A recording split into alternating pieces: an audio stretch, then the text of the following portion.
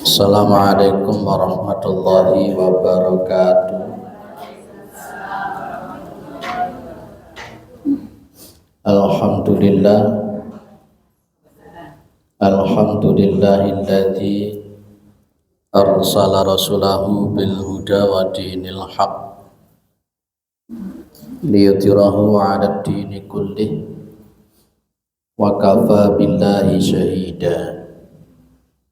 Asyhadu an la ilaha illallah wa asyhadu anna Muhammadan abduhu wa rasuluhu la nabiyya ba'dah. Allahumma shalli ala Muhammad wa ala alihi wa sahbihi wa man tabi'ahum bi ihsanin ila yaumiddin, amma ba'du. Kita bersyukur kepada Allah Subhanahu wa taala atas segala nikmat yang diberikan oleh Allah kepada kita semua, terutama sampai pada pagi hari ini kita masih diberi kekuatan iman dan Islam, kita masih diberi kesehatan dan kesempatan sehingga kita bisa melaksanakan kewajiban kita, yakni thalabul ilmi, mencari ilmunya Allah, mengkaji agamanya Allah Subhanahu wa taala.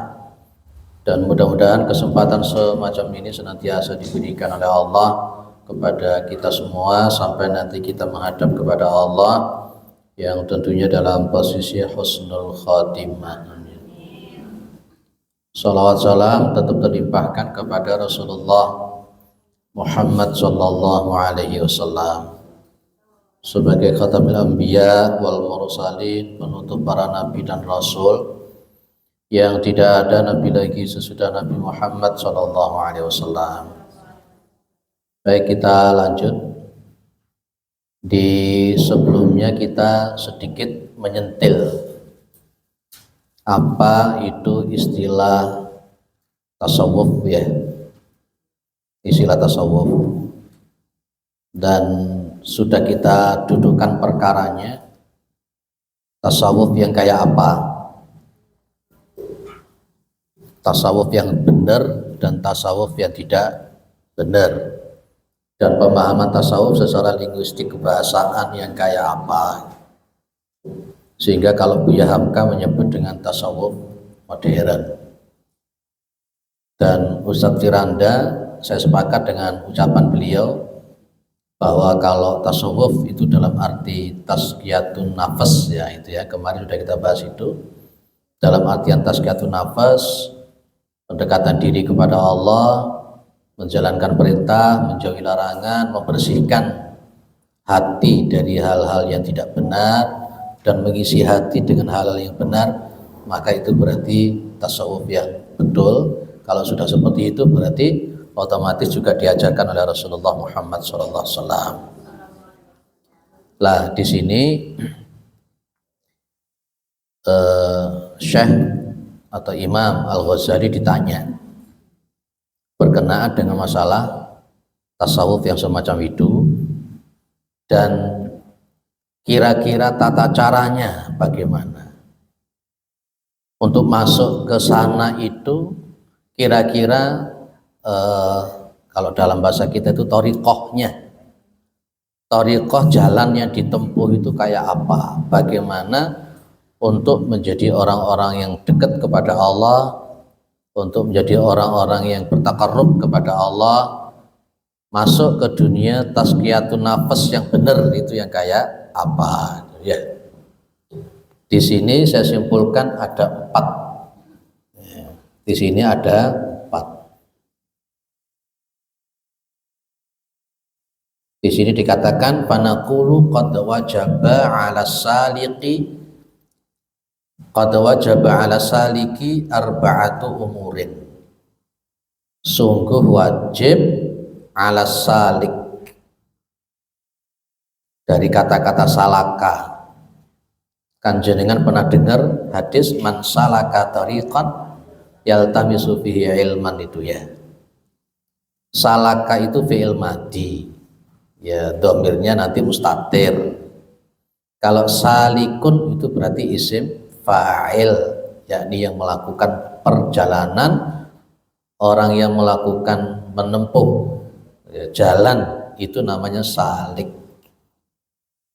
Lah panjenengan umpamanya ketika ditanya pingin bertakarub kepada Allah atau tidak, pingin, maka jenengan melakukan perjalanan, maka jenengan disebut salik.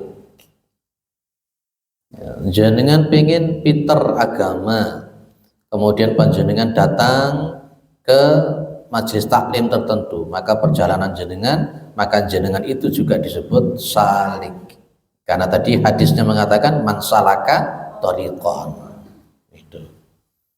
Lah di sini akan kita bahas salik dalam posisi bagaimana kita menjadi orang yang dekat sama Allah, bertakarub kepada Allah, terutama untuk menjadi bersih, bersih secara dohir ataupun bersih secara batininya.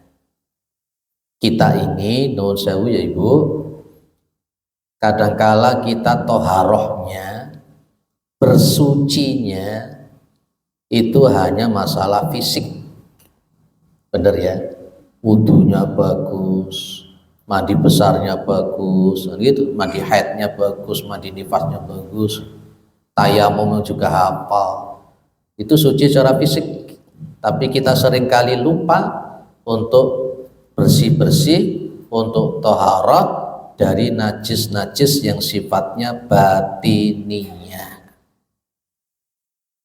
Ya, najis batiniah itu apa itu kira-kira? Ya, termasuk penyakit-penyakit hati. Penyakit-penyakit hati. Ini memang Masya Allah, penyakit hati itu ya harus dibersihkan kalau memang kita ingin dekat sama Allah. Kita ini yo hidup cuma satu kali, untuk apa toh? Apalagi kalau sudah usianya sudah di atas 60 tahun. Baik. Yang pertama, bagi seseorang yang salik, bagi seseorang yang menempuh perjalanan ke dalam dunia tazkiyatun nafas, dalam dunia tasawuf, dalam dunia sufi, pendekatan diri kepada Allah Subhanahu wa taala, yang pertama i'tiqadun sahihun. I'tiqad itu apa tuh Bu? Keyakinan, akidah.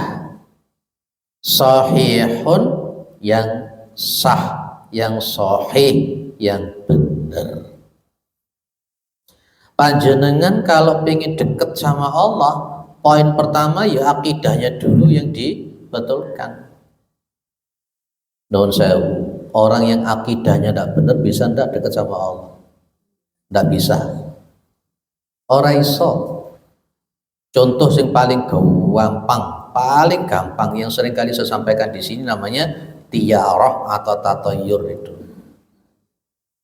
Man ata'arrafan fasa'alahu an syai', atau kalau tambah riwayat yang lain man ata'arrafan au kahinan fasa'alahu an syai' fasadaqau bima yaqul lam tuqbal lahu salatu arba'ina yauman.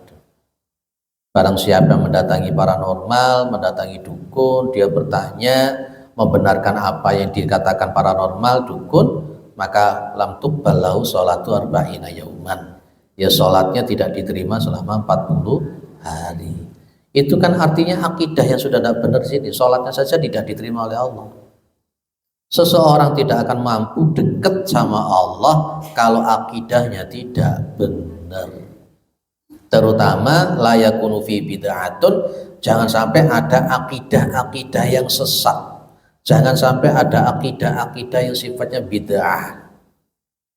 Di sini Imam Al-Ghazali menyebut ada bid'ah dalam posisi keyakinan. Loh, akidah yang betul itu apa? Akidah yang benar itu ya Tuhan satu. Maka bunyinya miftahul jannati la ilaha illallah. Jangan sampai keluar dari konsep la ilaha illallah. kalau keluar dari konsep la ilaha illallah itu namanya bid'ah dalam masalah akidah.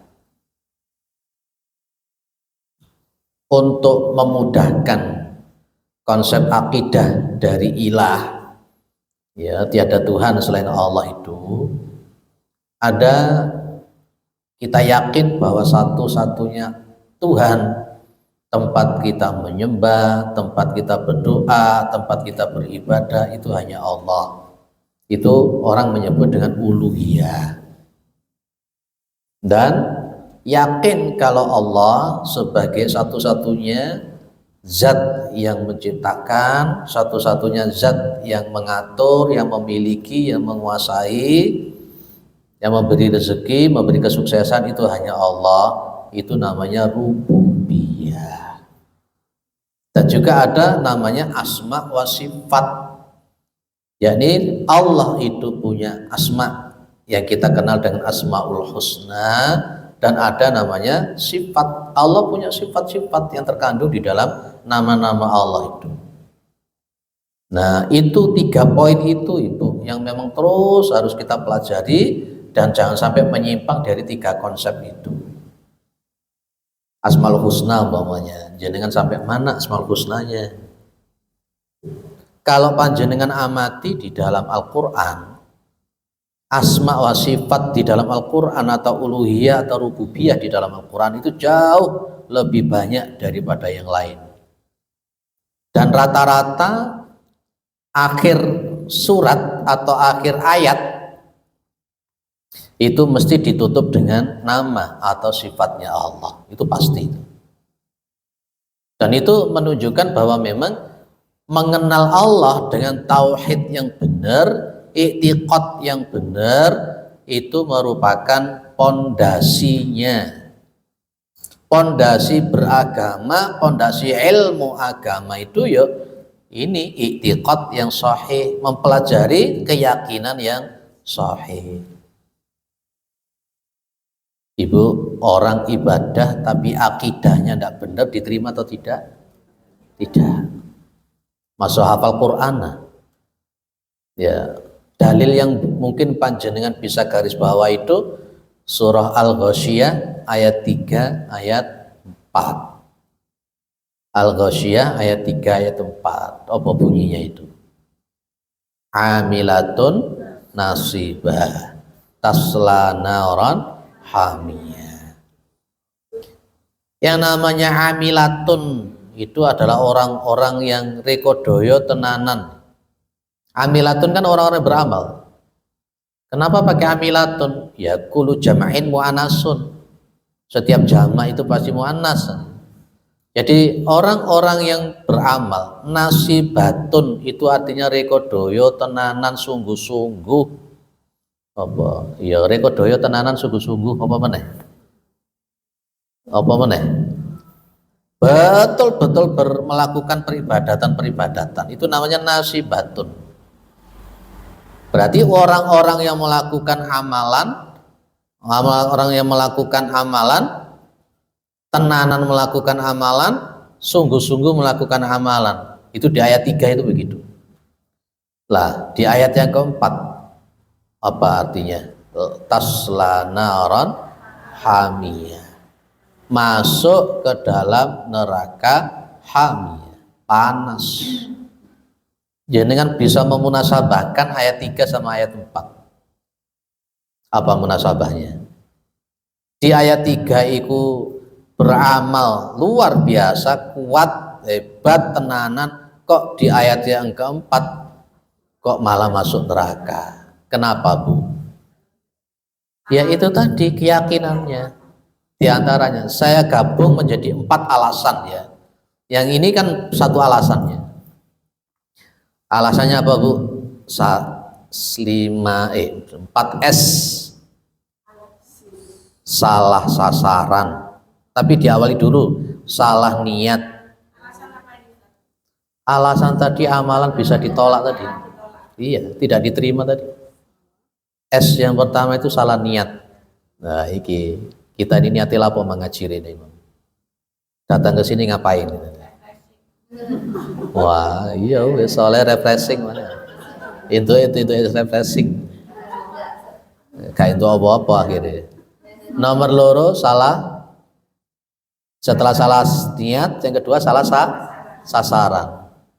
Seharusnya yang dituju itu Allah, tapi ternyata yang dituju yang lain.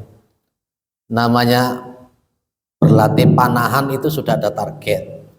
Yo, ada bunderannya di situ. Lah kok sini panah bukan targetnya, itu salah sasaran. Sama kita itu wa ma umiru illa liya'budullaha mukhlishina lahuddin. Itu salah sasaran. Yang ketiga, masih ingat? Salah tata caranya. Loh, hati-hati. Kalau orang tidak punya pengetahuan keilmuan tentang masalah ibadah, jangan-jangan ibadahnya salah kabeh. Ya, termasuk ngaji belajar Al-Quran, jangan-jangan salah kabeh. Nanti akhirnya artinya jadi berbeda. Makanya memang harus namanya belajar Al-Quran itu sampai kita mati. Nggak apa-apa lah, lidah kita wis sepuh kadang-kadang rada angel ya ora apa-apa lah. Oh, jangan bilang angel. Sebenarnya Al-Quran itu sudah dimudahkan kok. Walaqad yassarna lidzikri fahal mim mudzakir. Surat Al-Qamar ya. Sungguh-sungguh kami telah yassarnal Quran. Kami sudah memudahkan Al-Quran lidzikri untuk, cuman kita saja yang kurang greget. Kurang greget. Terutama yang paling angel itu huruf Bot, pokoknya yang huruf-huruf isti'la dan itbaq gitu loh. Iku sing angel. Pokoknya suaranya ojo metu, ojo selalu mecoco. Lek mecoco mesti salah nanti. Ya. Jadi isti'la sama itbaq itu sing angel, 4 huruf itu. Apa mana kalau dimatikan. Nah, gak apa-apa tapi lah apa. Salah apa tadi? Tata cara. Si nomor papat apa Bu?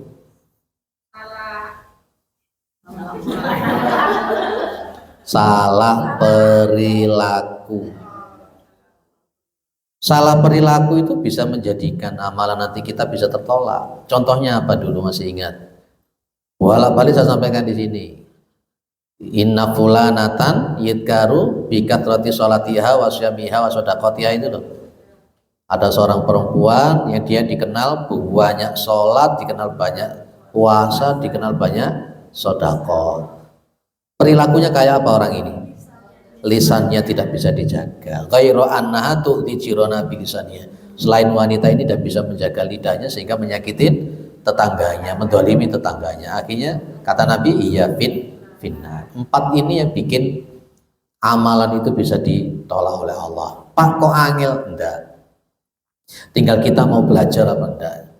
Belajar untuk mencapai niat yang benar, belajar untuk sasaran yang benar, belajar untuk tata cara yang benar, belajar untuk berperilaku yang benar. Kalau untuk poin i'tiqadun sahihun berarti masuk yang kemana? Masuk yang kemana? Nomor dalam salah sasaran, termasuk juga salah niat. Jadi memang harus i'tiqad keyakinan yang benar dulu. Sebelum melangkah kepada ilmu apapun, i'tiqadun sahihun itu harus dibetulkan dulu. Maka berarti belajar tauhid itu hukumnya wajib. Jenengan belajar tauhid sudah berapa tahun?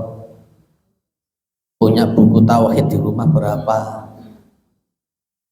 Ya, ayo kita belajar tauhid. Tapi memang yo di mana-mana kalau ada kajian tauhid itu semelok ya didik.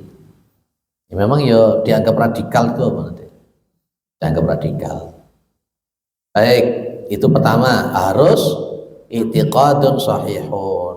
Keyakinan yang benar dulu. Nomor loro, thariqahnya adalah taubatun nasuhun. Taubatun itu taubat, nasuhun itu yang murni. Ini makom yang kedua yang harus dilakukan. Kalau mau masuk pendekatan diri kepada Gusti Allah, masuk ke dalam dunia tazkiyatun nafas, masuk ke dalam dunia tasawuf. Itu poin kedua namanya taubatan nasuh.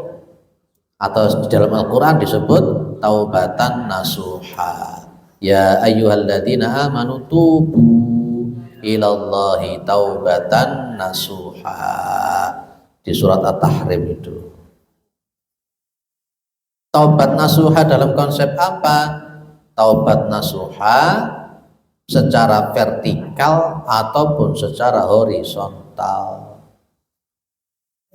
Ibu, ada dosa yang sifatnya vertikal. Nah, ini kepada Allah, wis gampang tobaté. Angel apa gampang tobaté kepada Allah itu? Istighfar, menyesal, tidak mengulangi. Lah, itu namanya doa secara vertikal. Sing angel iki sing horizontal. Yang karena konsepnya dia minta ampun kepada Allah, menyesal, tidak mengulangi, dan meminta maaf. Meminta maaf kepada orang yang didolimi. Lah iku sing angel iku. Kadangkala muncul di dalam diri kita itu gengsi untuk meminta maaf. Tidak merasa berdolimi. Dalam? Tidak merasa berdolimi. Betul. Bahaya orang seperti itu. Bahaya ya Bu ya. Bahaya. Dong-dongi dipecat, nangis. Ya. Dong-dongi montor hilang kabeh, muring-muring. Habis itu. La tarji'u ba'dahu ila zillati atau ila zallati, dan tidak kembali setelahnya ke dalam azallati. Zalla itu kepleset, dosa, maksiat. Itu tobat, itu makom yang kedua. Jadi memang kalau kita belajar tentang tasawuf itu biasanya para ulama-ulama itu memudahkan, untuk memudahkan orang menempuh perjalanan itu ditunjukkan pada makom A, makom B, makom C, makom D gitu. Dilatih itu dulu. Nah di sini yang di poin pertama kan yang dilatih dulu apanya? Keyakinan yang benar. Akhirnya kita belajar yo apa duwe niat sing apik. Itu kan, yo apa tidak menyekutukan Allah, itu terus diteter, dilatih. Sambil kemudian masuk ke makom yang kedua namanya tobat. Sing biasanya ngerasani wis gak ngerasani meneh. Ya, sing biasanya miso-miso gak miso-miso meneh. Sing biasanya senengane ngelok-ngelokne wong gak ngelok-ngelokne wong. Lah itu namanya taubatan nasuh. Kitab yang kita kaji ini kan pada dasarnya mengajak kita untuk membersihkan diri. Membersihkan diri, mendekatkan diri kepada Allah Subhanahu wa ta'ala. Tobat nasuhun.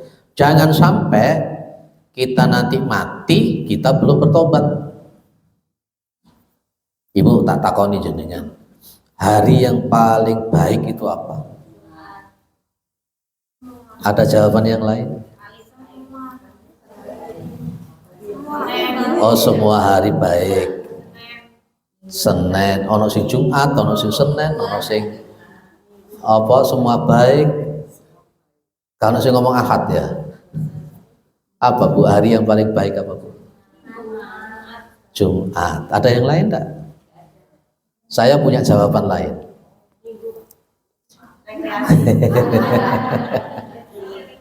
Saya punya jawaban yang lain. Bahwa hari yang terbaik itu adalah pas ketika seseorang itu keluar dari dunia ini dalam kondisi beriman kepada Allah. Itu hari yang terbaik.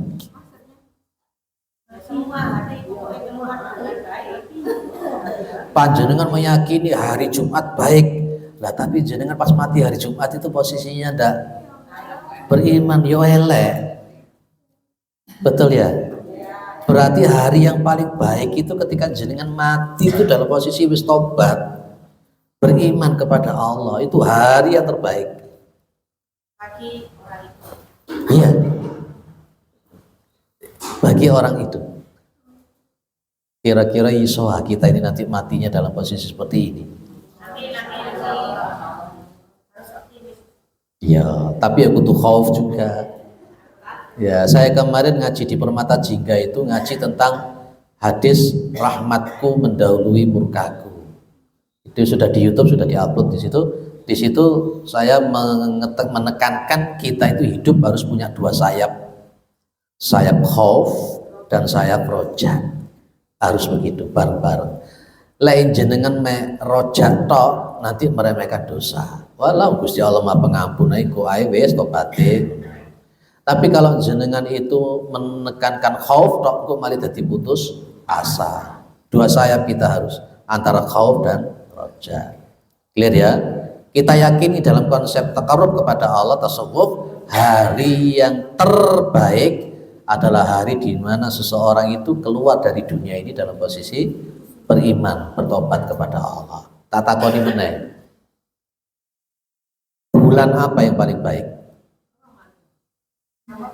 Bulan apa yang paling baik? Jenengan Ramadan, apalagi?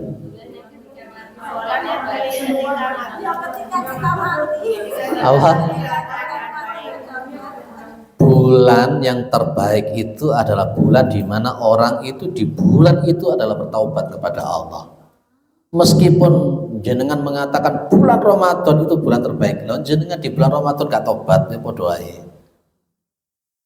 Yang saya sampaikan ini jawabannya Ali bin Abi Thalib. Di dalam kitab namanya Nasaihul Ibad.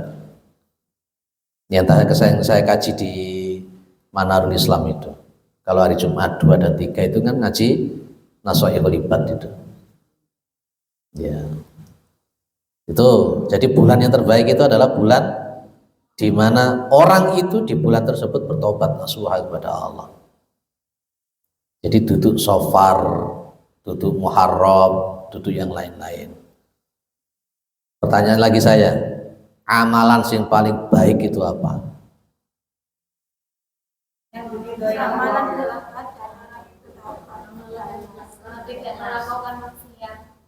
Amalan yang paling baik adalah amalan yang diterima oleh Allah. Jenengan mengatakan sholat itu terbaik, sholat tidak diterima oleh Allah. Puasa pak, puasanya tidak diterima oleh Allah. Tahajud pak, tahajud ya, mari sholat, maruni susui, posting, alhamdulillah, bis tahajud, Jadi hari yang paling baik adalah hari di mana orang itu matinya dalam posisi beriman, yakni husnul khotimah. Bulan yang terbaik adalah bulan di mana orang itu ketika di bulan tersebut dia adalah orang yang taubatan nasuha. Dan kemudian yang ketiga, amalan yang terbaik itu amalan yang diterima oleh Allah. Kalau begitu amalan yang diterima oleh Allah, salah satu syaratnya yaitu tadi, poin yang pertama tadi apa? I'tiqadun sahihun. Jangan sampai melakukan 4S tadi.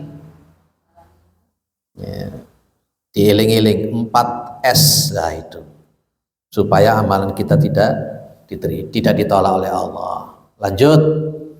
Makom yang ketiga, tariqah yang ketiga yang perlu dilakukan untuk orang lebih mendekatkan diri kepada Allah, masuk ke dalam dunia tazkiyatun nafas.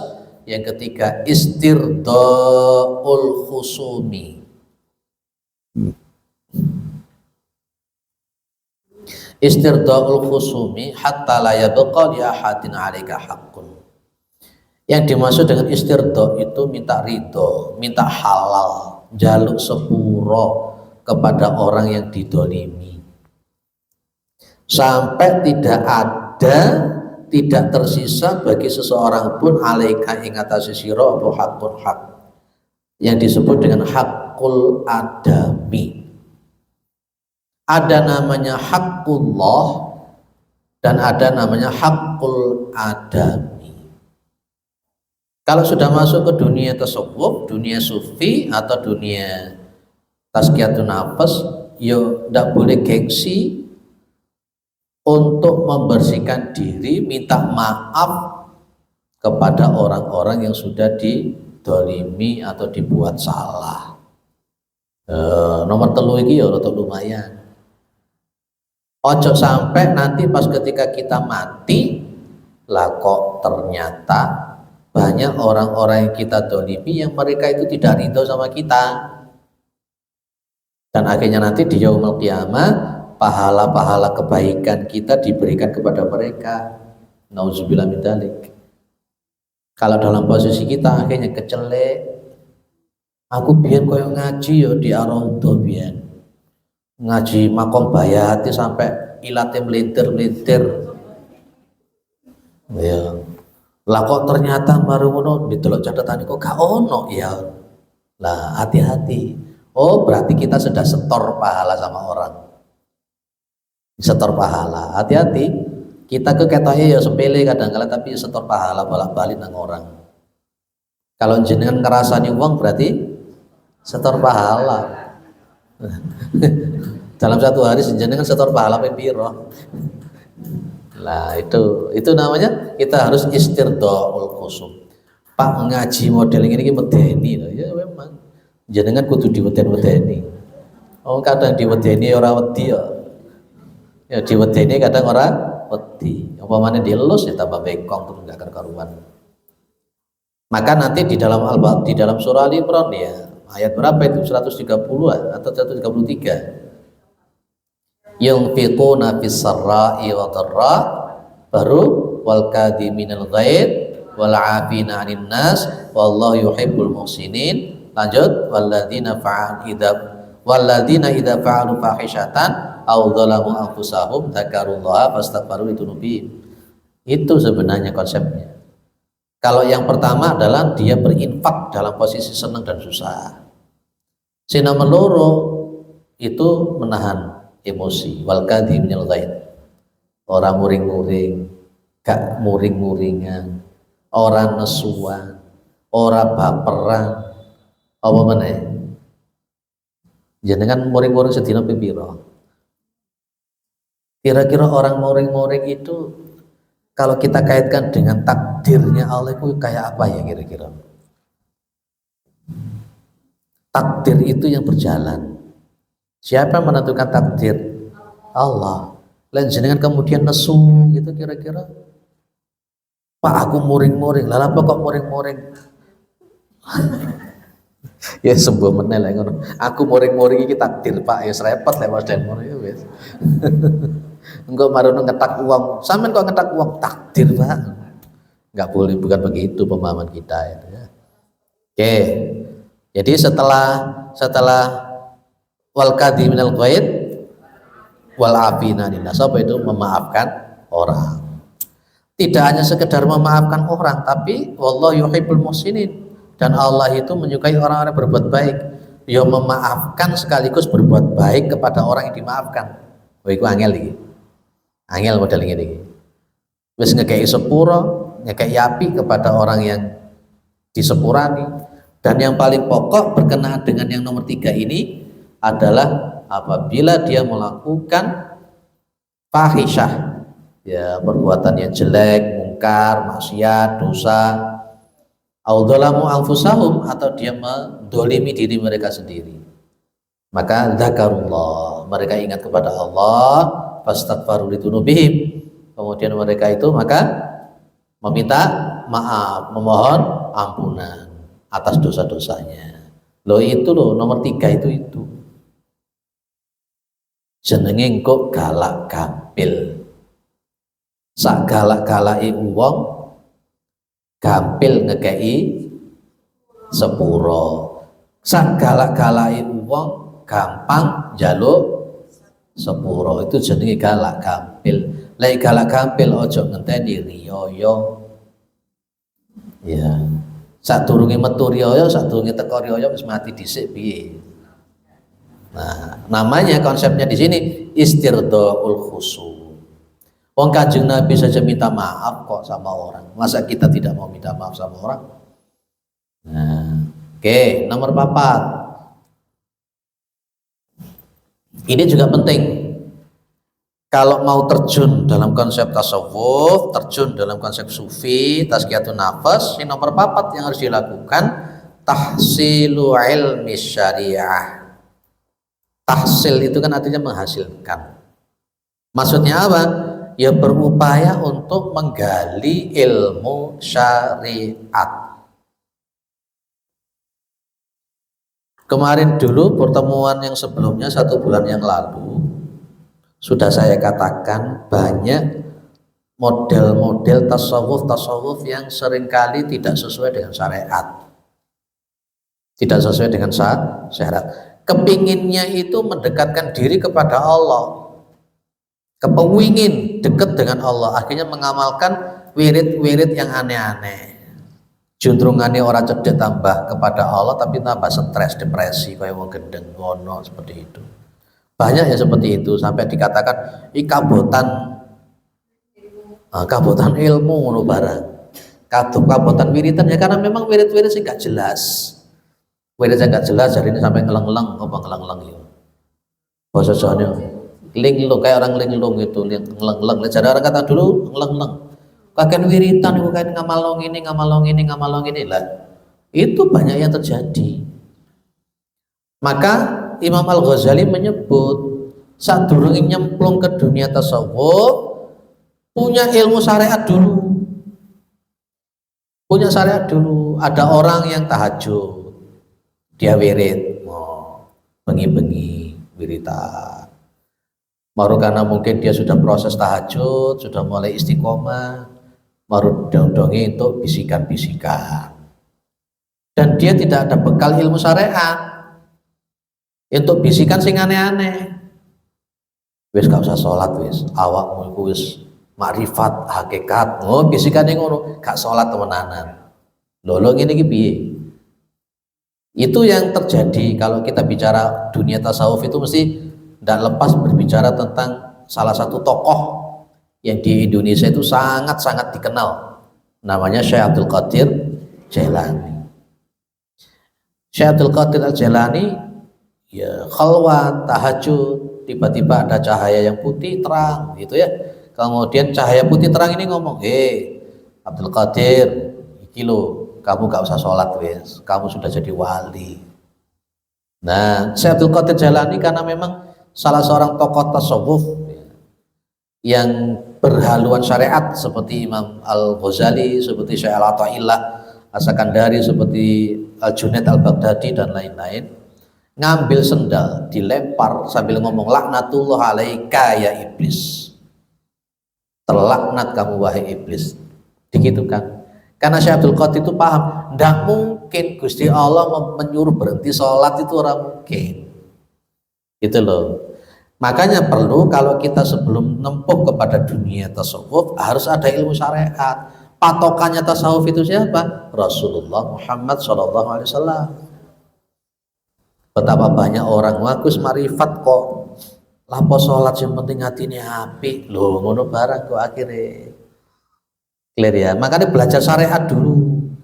Makanya di dalam kitab beliau Ihya Ulumuddin, sebelum membahas tentang apa itu zuhud, apa itu hasud, apa itu kiber, macam-macam, pasti didahului dulu dengan tauhidnya dulu. Setelah tauhid baru fikih tentang wudhu, tentang sholat, tentang haji, tentang puasa dibahas, baru masuk ke dunia itu. Jadi nanti kalau jenengan itu datang kepada pengajian yang sifatnya tazkiyatun nafas kok aneh-aneh, kok menyimpang dari syariat, berarti ini salah jalan. Tuh ada jamaah yang datang, Ustaz, aku biar itu belajar ini, amalan ini, macam-macam gini. Mohon maaf, berhenti, salah jalan, nanti jenengan malah gak karu-karuan. Itu ya. Jadi syariatnya dulu dikuatkan, itu yang disebut dengan tahsilu ilmi syariah. Qadra ma tuaddi bihi awamirallahi ta'ala, ya, seukuran apa-apa yang kamu melakukan dengan sesuatu tadi, itu yang dimaksud ilmu syariat. Awamirallahi ta'ala, perintah-perintah Allah, belajar tentang perintah-perintah Allah. Ya berarti ya belajar ya apa carane sholat, ya belajar ya apa carane wudu sing bener lah, itu dulu. Kemudian faziyadatu ala hadzal qadri laisa biwajibin, maka tambahan atas kadar ini bukan sesuatu yang wajib. Tsumma min ulumil akhirati ma yakunu fi najatu, kemudian dari ilmu-ilmu akhirat yang mana dia menjadi keselamatan di dalamnya itu. Ini supaya selamat. 4 ini Bu biar ditenani ilmu tauhid, taubat, kemudian membersihkan diri dari dosa-dosa sosial, ya dosa-dosa sosial, berarti soleh secara sosial. Ada soleh secara individu dan ada soleh secara sosial. Ada orang yang pakai sorban tiap hari itu karuan, dia itu soleh, belum tentu. Abu Jahal ya sorbanan bendino kok. Abu Lahab itu ya sorbanan bendino kok. Lah iya, nanti gini Abu Gosok ya. Oke, 4 poin ini clear ya. Ada yang didiskusikan di 4 poin ini. Kalau ada yang unek-unek di 4 poin ini.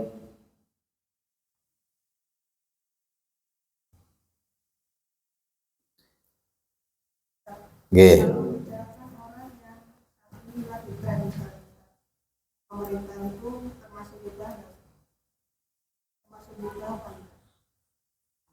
Oke, ngerasani pemerintah. Bu Elo langsung jawab gak apa-apa. Jadi begini, itu berarti kan ghibah ya. Jadi saya mengikuti Imam An-Nawawi bahwa ghibah itu ada yang mutlak haram dan nanti ada ghibah yang ada rukhsah untuk diperbolehkan.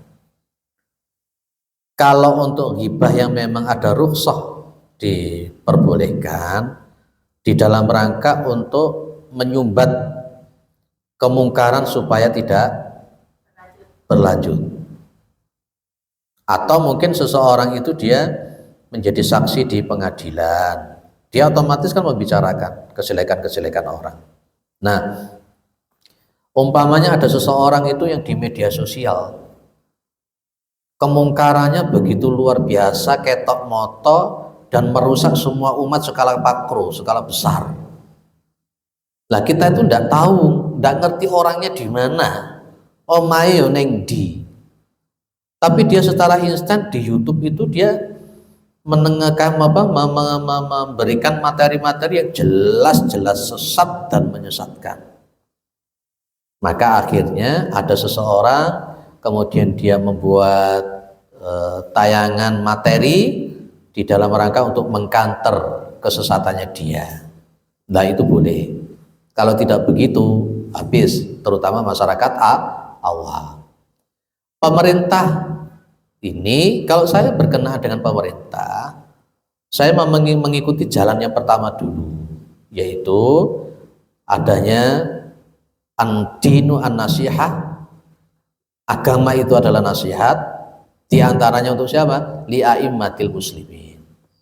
Maka poin yang pertama yang harus dilakukan adalah menasehati pemerintah dulu. Ada judicial review, ada apalagi ya, yang termasuk kemarin 16 ormas datang itu ke istana untuk memberikan masukan dan sebagainya. Yang termasuk ormas-ormas tertentu yang dulu menggagalkan dok-dok daripada yudikatif atau eksekutif. Kalau MPR itu yudikatif atau eksekutif? Yudikatif ya, sehingga pada waktu itu tidak terjadi di dok untuk masalah LGBT, tentang penghalalan khamr, lah itu yang dilakukan. Tapi ternyata dengan judicial review ya ora iso, didatangi dinasihati ya tidak bisa.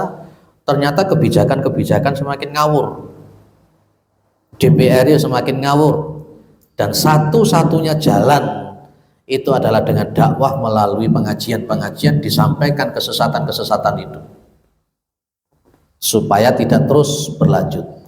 Karena memang jalan yang pertama tadi sudah dilakukan, tidak bisa. Jadi ngerasani pemerintah itu jadi alternatif yang terakhir.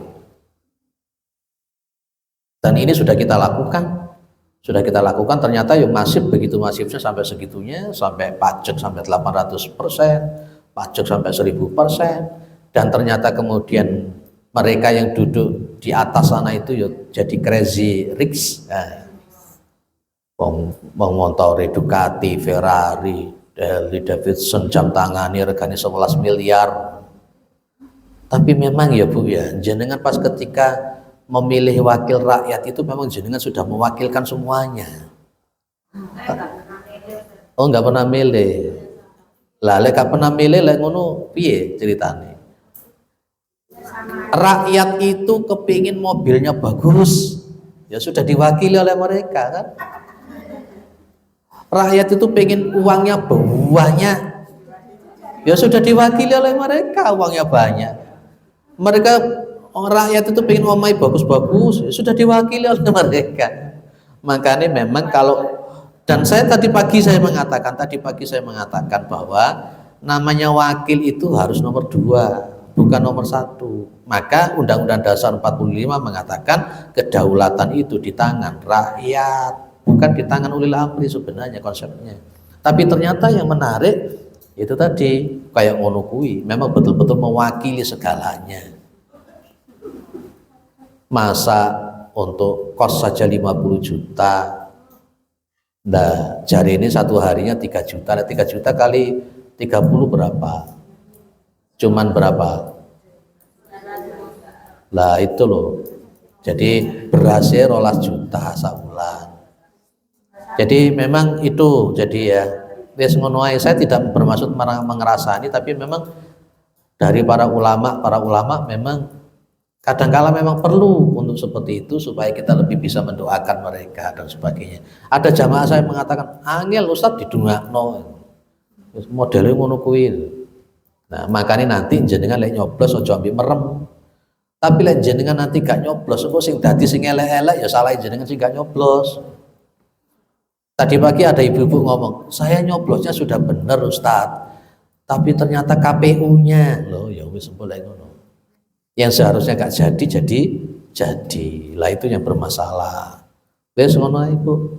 Jadi ada yang rukshoh, ada yang tidak boleh, dan ada yang rukshoh. Kalau Abu Janda ngono wajib dirasani lah Abu Janda. Ya, Abu Janda wajib untuk dirasani. Dan saya juga nggak pernah ketemu di mana orangnya, ternyata di mana digoleki ora pernah ketemu. Profesor Dr. Musdah Mulia juga wajib untuk dirasani. Ini statement-statementnya jangan merusak, masya Allah dia. Profesor syariat katanya, yang mengatakan LGBT halal, yang mengatakan hijab tidak wajib, katanya dia itu semua agama benar, katanya Undang-Undang Dasar 45 itu lebih tinggi dari apa jari ini, saya pernah melihat itu katanya itu. Ya sembuh lah wala besok.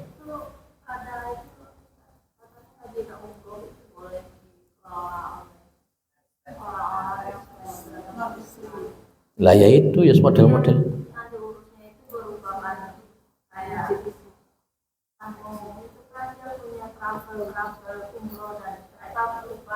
Bisnisnya aja atau dikelola secara resmi secara pemerintahan. Jangan bisa nanti di agama itu orang selain dari orang Islam. Betul. Ya semono kuwi. Jadinya maka model-model begini boleh untuk dirasani seperti ini. Makanya kemarin ya alhamdulillah akhirnya dipanggil ke KPK toh, dipanggil ke KPK, bu lolos, bu tertangkap nanti dan banyak, dan kemudian disita dan sebagainya. Jadi memang kita juga kadang untuk ngaji politik itu juga penting supaya kita tidak terus-terus seperti itu. Bukan berarti khawarij, enggak. Kalau dalam konsepnya mengatakan pemerintah, mengkritik pemerintah langsung dikatakan khawarij, tentu Ibu Aisyah itu khawarij sejak awal. Gitu. Ibu Aisyah sampai perang sama Ali bin Abi Thalib. Terus siapa lagi? Seperti Zubair, sahabat namanya Zubair, Hasan bin Ali, Husain bin Ali dan sebagainya. Jadi saya termasuk yang tengah-tengah, Semua kok main politik ya? Nyambung ya. Oke, gitu. Ada yang lain? Oke. Jadi amalan yang penting adalah ketika kita ingin amalan diterima, tapi kita lewat apa ya, bukan komunitas misalnya kita ingin mengubah ini, cara semangatnya kan dicetak di grup, lama-lama terbiasa, atau itu bebas. Diterima atau tergantung yang kita memang karena Allah tak terserah pun diberikan, tapi kan kita pada Allah sama Allah saja. Itu bebas. Kurangi bahasa kita, karena memang sangat membantu, sangat mendukung sekali ada komunitas itu. Oke. Misalnya obat, nanti bisa untuk motivasi gitu. Nggih. Itu Ustaz. Jadi sebenarnya amalan itu syarat diterima itu kan 4 tadi ya. 4 tadi itu. Kita masuk komunitas dalam rangka hanya untuk memberikan motivasi dan greget. Kalau di dalam dunia tasawuf itu nanti akan ada komunitas thariqah yang dipimpin oleh seorang mursyid. Jadi murid-muridnya itu dikasih aturan ketat. Dan itu di komunitas. Nanti yang harus diwirid ini, yang tidak boleh dilakukan ini, yang harus dilakukan ini. Dan nanti kemudian masing-masing dari komunitas itu bisa saling membantu, saling bahu-membahu untuk membantu pengamalan-amalan. Dan mursyidnya ngasih petunjuk, ini gak benar, harusnya begini-begini. Itu di dalam dunia tasawuf ada semacam itu. Tapi hati-hati, namanya kesyirikan yang berupa salah niat dan salah sasaran itu Masya Allah tipis sekali. Alibinya mengatakan ini buat saya motivasi, contoh saja gak banyak-banyak. Pak, saya itu sodakoh, saya minta diumumkan supaya orang itu punya motivasi ikut bersodakoh.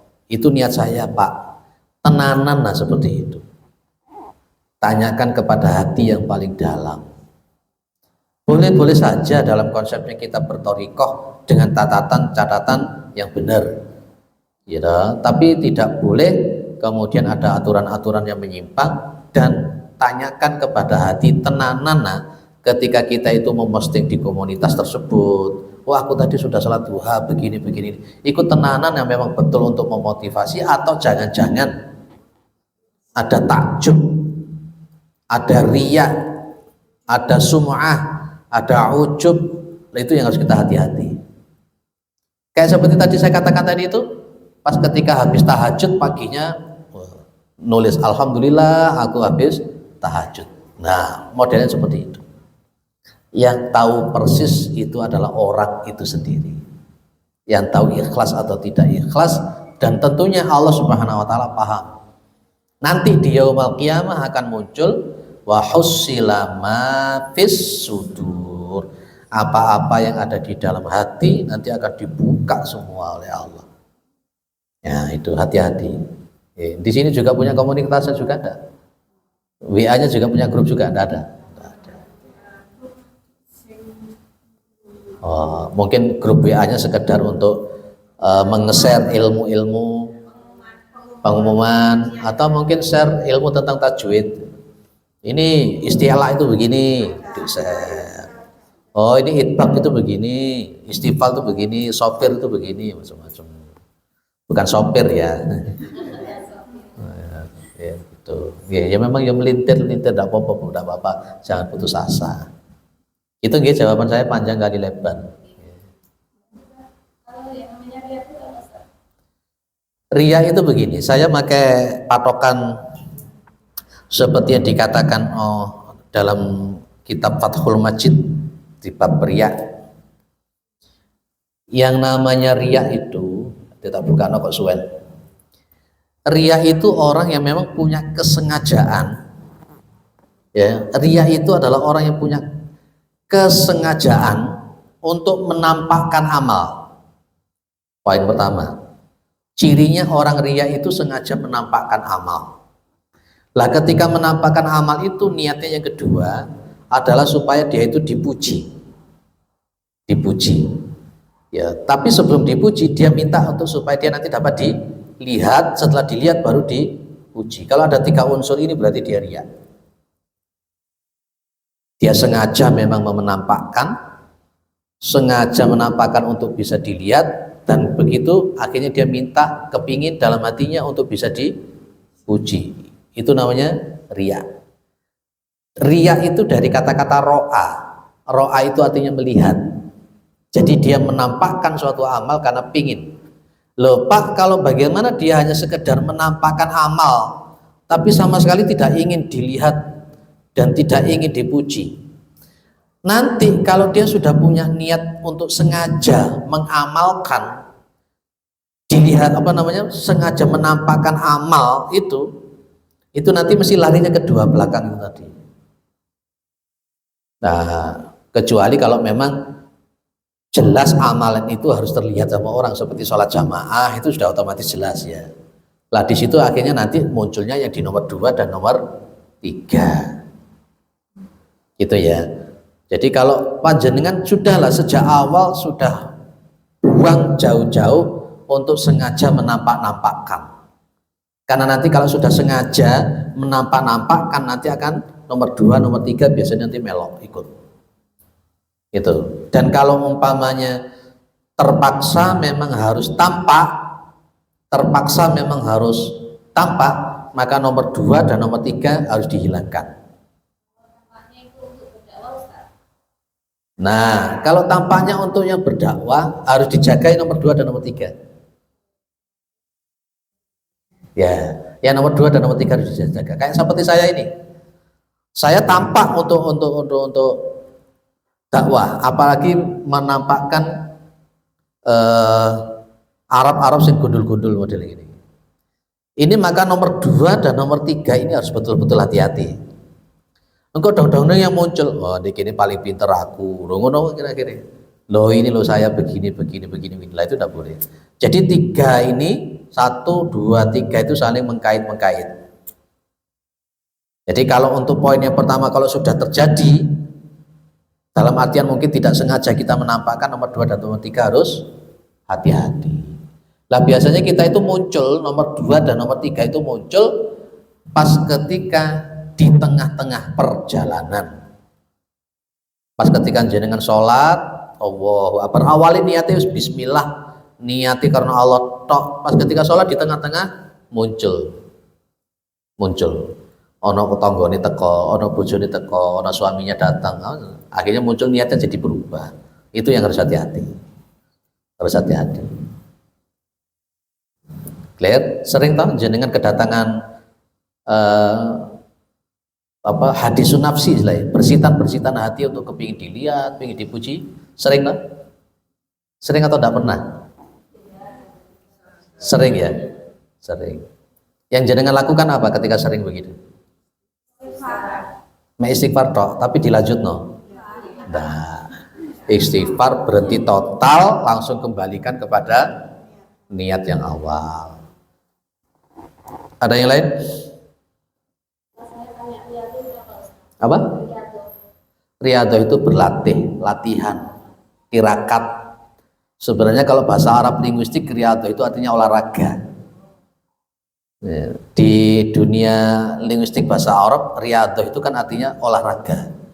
Tapi kalau riyadhah yang dimaksudkan ke tasawuf, berarti riyadhah itu latihan, tirakat, tenanan, itu namanya riyadhah. Itu sama dengan, mirip dengan mujahadah.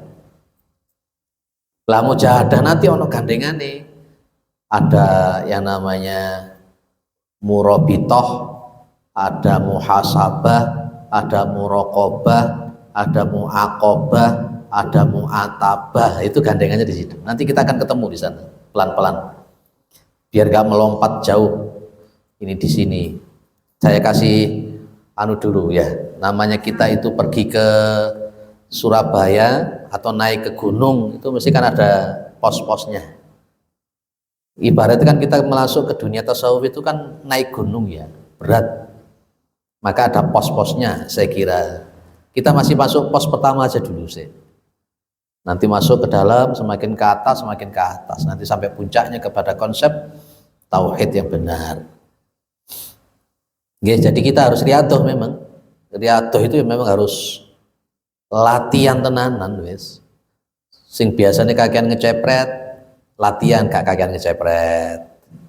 Sing biasanya kakean mangan, latihan gak kakean mangan. Sing biasanya kakean turu, latihan gak kakean turu. Apa iku jenenge? Meneng, luwe, terus nama telu melek. Nah, itu telu. Ini riyadhahnya kita di sini. Meneng. Nomor loro apa, Bu? Luwe. Nomor telu melek. Nanti ditambah satu lagi Kalau dalam dunia tasawuf ada uzlah, menyendiri. 4 itu. Nanti akan masuk ke sana pelan-pelan. Bukan menyendiri dalam konsepnya kayak seperti Ashabul Kahfi mau mlebu nang guwa ngono. Ya ndak, nanti ada konsep-konsep tersendiri. Karena memang terlalu banyak bergaul itu juga banyak mengotori hati. Kalau kita tidak kuat secara tauhid, nanti kalau banyak bergaul dengan orang itu, kalau syariatnya tidak bagus, tauhidnya nggak bagus, nanti malah justru mengotori banyak hati. Biasa nih, jadi lek kadung kumpul ini apa yang terjadi? Ya semacam-macam sudah, macam-macam. Nah itu. Jadi meneng, luwe, melek, uzlah, ya papat itu. Kalem-kalem kita lakukan. Ada teman tadi pagi pas saya ngaji, sudah pensiun, purna nggih. Apa kira-kira dilakukan selama lipsum, selama pensiun itu? Tidak ada Ustadz, paling ndelok YouTube. Nah ya wis lah. Ya itu akhirnya saya digambaran itibar kepada saya. Saya nanti kalau pensiun kira-kira apa? Kan semakin banyak nganggur itu kan peluang untuk aneh-aneh kan semakin banyak. Ya, termasuk orang delok YouTube, delok sing apa kira-kira. Iya kalau tertata syariatnya yang dilihat YouTube-nya bagus-bagus. Kalau tidak, nah, baik itu. Ada yang lain? Kita lanjut kalau tidak ada. Hukiyah an-Nasyibliyah rahimahullahu khadima arba'ami'ati ustadzin. Diceritakan bahwa sesungguhnya Syibli itu nama orang tuh. Dia ini seorang ulama besar dalam dunia tazkiyatun nafas, ulama besar dalam dunia tasawuf, ilmunya luar biasa. Gurunya berapa gurunya? Ayo jangan lihat di situ gurunya piro. Syibli itu gurunya Imam Syibli berapa? Gurunya Imam Syibli berapa? Khotimah arba'ami'atin. 400 mi'ata arba'ata mi'ati ustadzin. Gurunya Imam Syibli itu 400. Ya saking memang hausnya terhadap ilmu. Kalau Imam Bukhari berapa? 1000. Maksudnya apa? Imam Al-Bukhari mendatangi rawi A, mendatangi rawi B, belajar ke sana. Periwayat-periwayat hadis diparani semuanya. Jenengan gurunya berapa? Itu alhamdulillah punya guru 4 itu alhamdulillah. Ya. Dan pilihlah guru-guru yang tidak hanya mengajarkan kepada masalah fikih, tidak hanya terhadap masalah syariat.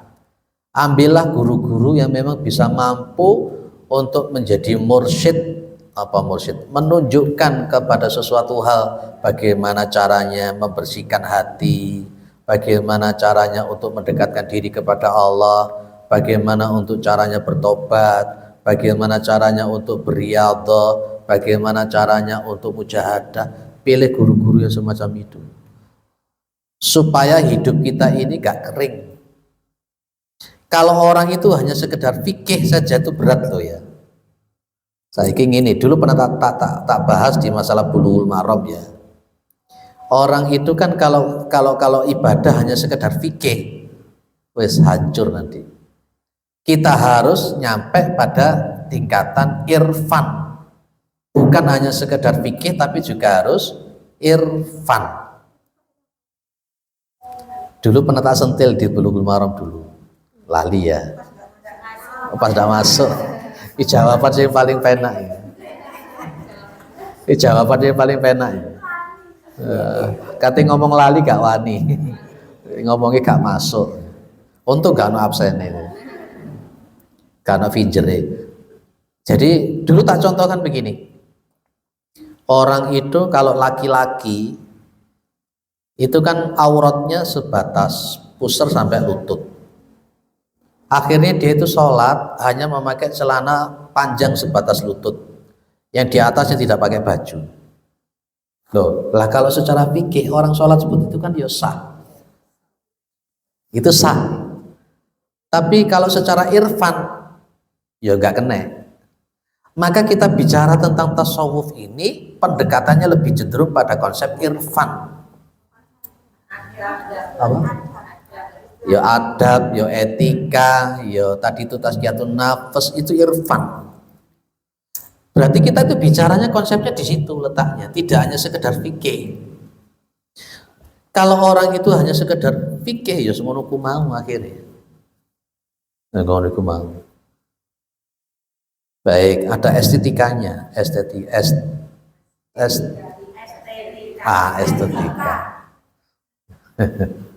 Ngomong estetika kok angel men. Lah ini Syibli ini seorang ulama besar, ilmune wis gak karu-karuan ya. Meguru sampai 400 itu. Mungkin anu ya, seumur hidupnya yo untuk ilmu itu ya. Kalau saya banyak gurunya itu lewat kitab. Kitab ini saya baca, sekarang sama kitab bahasa Arab. Pingin kitab lagi, pingin kitab lagi, pingin kitab lagi. Jadi sampai kitab saya itu satu full rak, 3 sok penuh, kitab-kitab tok. Yang seperti itu. Harusnya begitu kita itu baca buku. Jangan baca novel terus, jangan baca Kopinghu terus.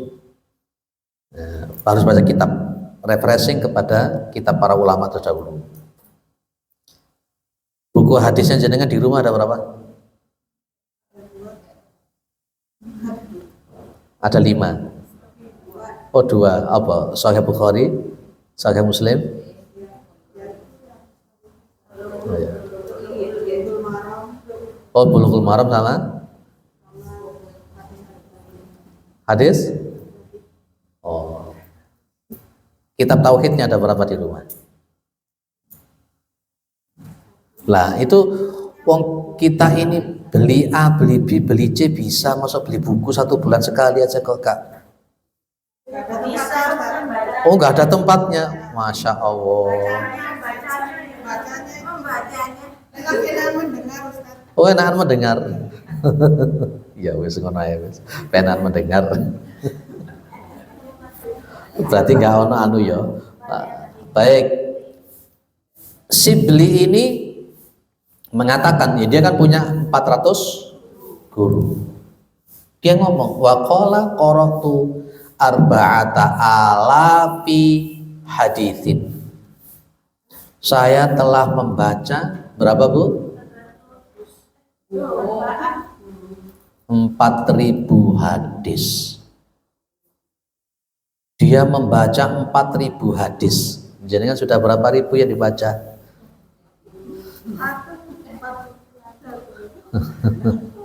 Kita ngaji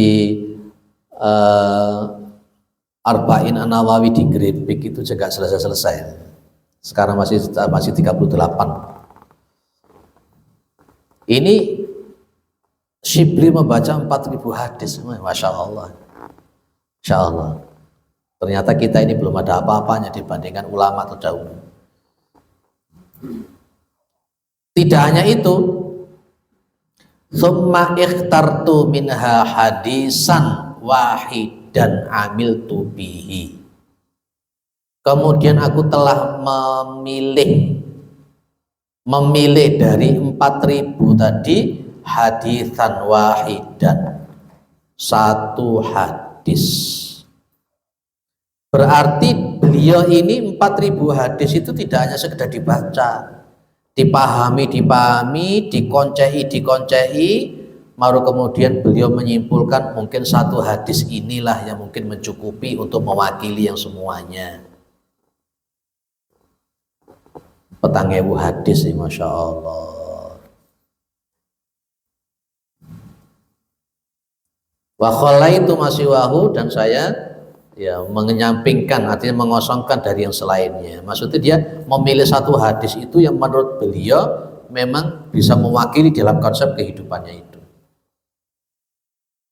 li'anni ta'ammaltu fawajadtu kholasi wa najati fi, karena sesungguhnya aku benar-benar telah berpikir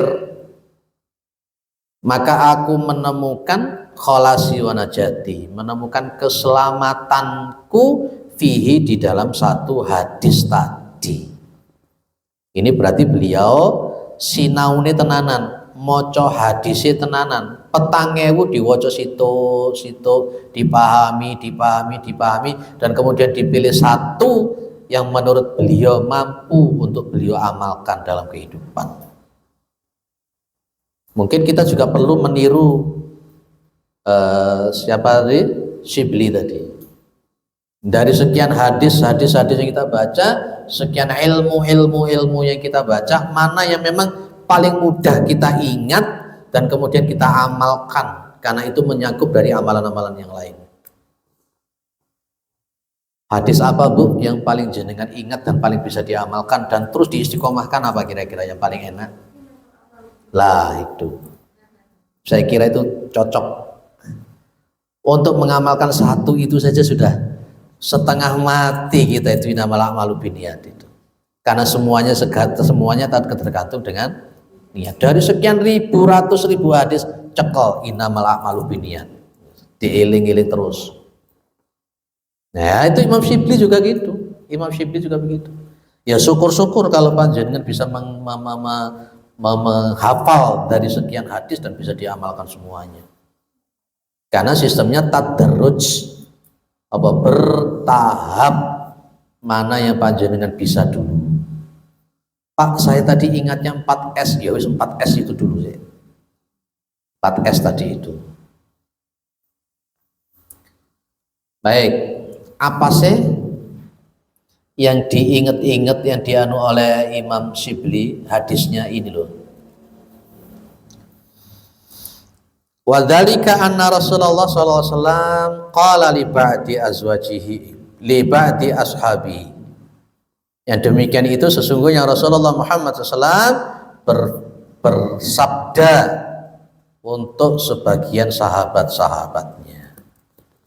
Mudah-mudahan kita bisa ya. I'mal li dunyaka biqadri maqamika fiha wa i'mal li akhiratika biqadri baqaika fiha wa i'mal lillahi biqadri hajatika ilaihi wa i'mal linnari biqadri sabrika 'alaiha. Lagi.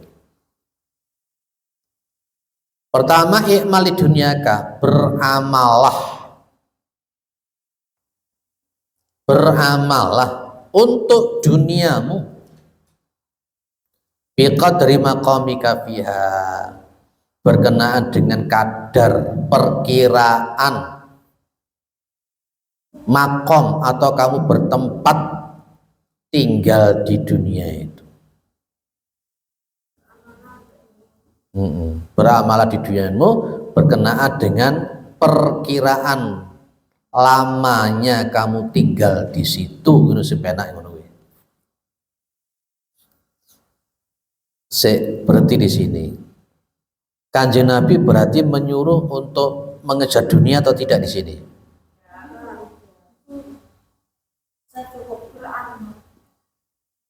Ikmal di sini ini memang diperintah oleh Nabi kita kedunya apa bukan?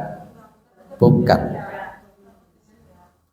Dalam konsep isyarahnya adalah wong kita ini nanti di dunia itu cuman mampir ngombe. Nanti kaitkan dengan dengan hadis yang lain.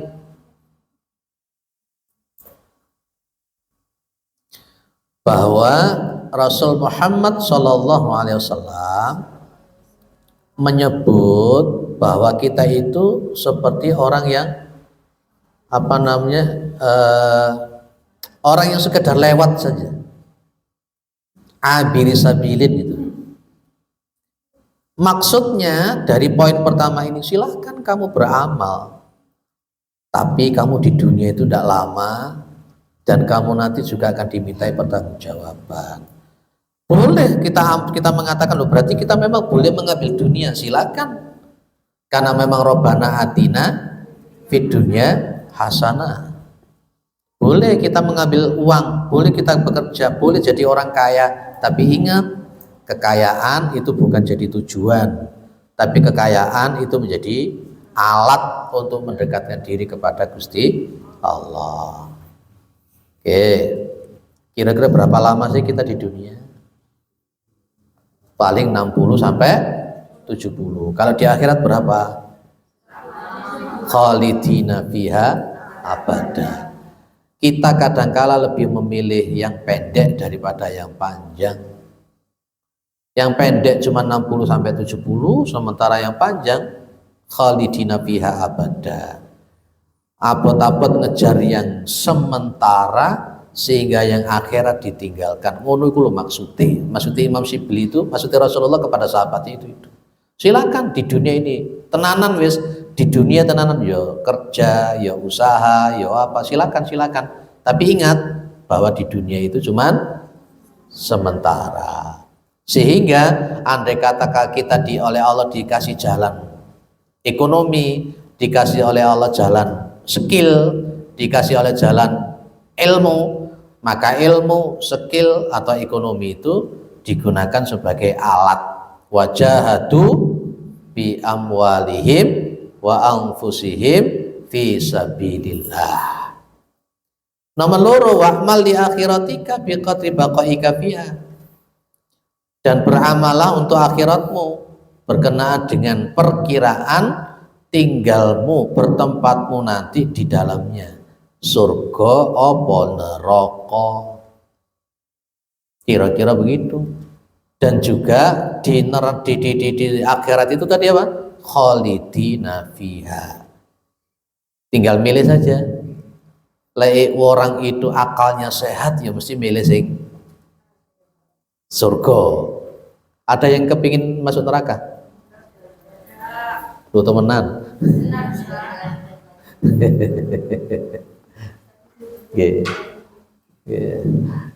Kadangkala ada orang yang kalau ditanya kepingin masuk neraka atau tidak, jawabannya tidak. Tapi kelakuannya malah justru menunjukkan masuk neraka. Lola angel model dulu. Itu yang diherankan oleh Abu Bakar As-Siddiq. Abu Bakar As-Siddiq itu dalam riwayat itu kan beliau ngomong, aku ini heran sama orang-orang itu. Katanya pengen masuk surga, tapi diajak untuk mengamalkan surga kok angel. Saya heran, katanya wedi masuk ke dalam neraka, takut masuk dalam neraka, tapi kok malah justru mengamalkan amalan neraka. Ya memang benar Bu ya. Ya memang surga itu diliputi oleh sesuatu yang tidak enak-enak. Neraka itu diliputi oleh yang enak-enak. Melayune romai rama meneh. Wa'mal lillahi biqadri hajatika ilaih. Dan beramallah karena Allah. Beramallah karena Allah berkenaan dengan perkiraan hajatmu, keinginanmu kepada Allah Subhanahu wa taala. Apa maksudnya Bu? Kita ini butuhin Gusti Allah itu setiap detik, setiap saat, apa kadang-kadang. Setiap saat, setiap detik kita itu butuh sama Gusti Allah. Kalau memang kita sadar kita itu butuh sama Allah setiap detik, ya wis tenanan lek ibadah nang Gusti Allah. Wong kita ambekan aja kalau tidak karena Allah ndak iso ambekan kok. Ya toh? Tadi pagi saya berbicara tentang Al-Karim, asma Allah Subhanahu wa taala tentang Al-Karim. Di antara makna Al-Karim itu Allah itu Al-Kathirul Khair wal Azimun Naf'i. Allah Subhanahu wa taala itu adalah Kathirul Khair, banyak untuk memberikan kebaikan-kebaikan. Wal Azimun Naf'i, yang gede memberikan manfaat. Sekarang begini, jenengan dikai meripat, tapi lek meripat itu gak bermanfaat terus piye? Jadi ada khair, ada an-naf'i, ada kebaikan, yang kebaikan itu ada manfaat. panjenengan dikai tangan. Ini sebuah kebaikannya Allah, jenengan dikai tangan podo. Tapi kalau kedua tangan itu tidak bermanfaat, terus piye ceritane? Kita dikasih kaki umpamanya, ya toh, kasih kaki itu kebaikan Allah. Tapi kalau maunya kaki itu tidak bermanfaat piye? Lah itu al-karimnya Allah Subhanahu wa taala, di situ letaknya. Lah otomatis kita itu ngomong, lah aku setiap detik ini butuh karo Gusti Allah ya. Saya setiap detik itu kepingin apa? Setiap detik itu diberi kebaikan sama Allah, butuh sama Allah. Ya lek ngono tenanan, lek ngono beramalnya itu. Gusti Allah jangan hanya dipakai sebagai tambal butuh. Weh, lek utangi akeh, masya Allah, lek wiritan. Ya, sampai pedot-pedot tasbih. Mlebu masjid gak metu-metu. Wiritane dirubah, utang. Duit. Begitu marono utang entek, silang wis gak wiritan blas. Iku jenenge kurang ajar. Wa amal linnari biqadri sabrika 'alaiha. Nomor 4. Dan beramalah linnari untuk neraka. Nah, iki biqadri sabrika 'alaiha. Berkenaan dengan kadar perkiraan sabarmu 'alaiha ing atase neraka. Maksudnya piye? Silahkan kamu beramal. Berkenaan dengan apa? Kira-kira kuatan kalau dilebokno neraka. Tidak ada yang kuat masuk ke dalam neraka. Karena memang kita itu tidak kuat masuk ke dalam neraka, ya tenanan ayo ibadah. Jenenge apa tadi? Riyadhah atau mujahadah. Termasuk jenengan sekarang ini lagi riyadhah, lagi mujahadah. Kalau panjenengan tadi itu enggak riyadhah, enggak mujahadah, enggak teko kok gini, tenanan enak ning omah. Ya, di rumah ngapain? Laya-laya enak tenan. Ono lagune kan itu ya. Ada lagunya itu. Tapi karena panjenengan itu sudah tadi itu inamal amalu biniatnya itu sudah dilatih. Bismillah tak budal gitu. Mungkin awal-awalnya bunyinya begini. Awalnya bunyi aduh gak enak. Aku gak teko gak enak karo Bu Elok. Awalnya mungkin ngono. Nanti lama-lama terus ditata akhirnya bagus. Awalnya memang begitu. Kayak orang Jumatan itu juga begitu, Bu. Habis takbir. Awalnya yo Jumatan ini krono apa jenenge konsumsi ya. Nanti lama-lama akhirnya jadian. Itulah hidup itu memang begitu. Mudah-mudahan kita ini termasuk mampu mengamalkan yang 4 ini. Termasuk yang tadi 4 tadi itu ya. Tauhid yang benar, taubat yang sahih, taubat yang nasuha, kemudian membersihkan, meminta ridho kepada orang-orang yang didolimi. Yang keempat, berupaya menggali ilmu syariat. Insya Allah dapat hari yang terbaik, bulan terbaik, amalan yang terbaik. Mudah-mudahan bermanfaat, mudah-mudahan kita husnul khatimah ya. Mudah-mudahan kita senantiasa diridhoi oleh Allah Subhanahu wa taala. Mudah-mudahan kita selalu diberi petunjuk oleh Allah, selalu dibimbing oleh Allah, dan tentunya kita bisa masuk dalam surga. Amin. Nanti kita masuk surganya bareng-bareng insya Allah. Nanti siapa yang paling depan surganya nanti? Kalau yang di sini siapa yang paling depan nanti? Subhanakallahumma wa bihamdika asyhadu an la ilaha illa anta astaghfiruka wa atubu ilaik. Assalamualaikum warahmatullahi wabarakatuh.